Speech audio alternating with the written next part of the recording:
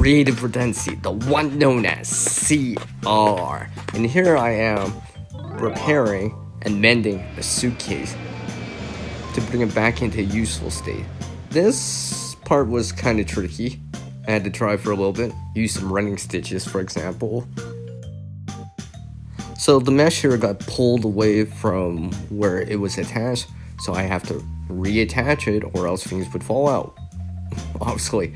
So basically what I did was kind of use some running stitches in here, and I thread the needle around with the thread around the loops of the mesh just to keep it together, and so there would be some anchor points.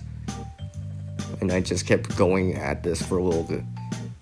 Now remember everyone, I was doing this at an awkward angle, so I tried to keep it in frame as much as possible, and then kept going with this. I used some white thread so I could see better, and so my audience here, you viewers out there, can watch this and see it in action.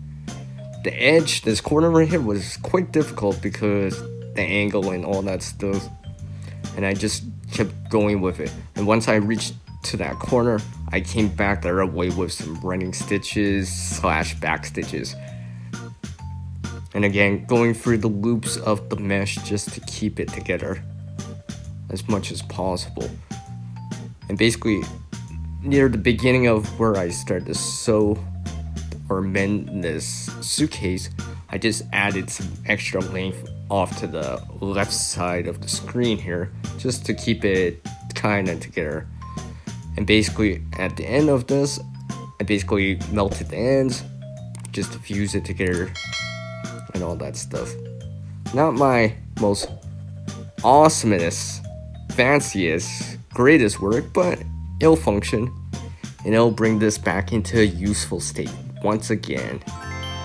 As our world changes, we can adapt too. Skill and knowledge get better with practice. Can't help everyone, but one can help someone.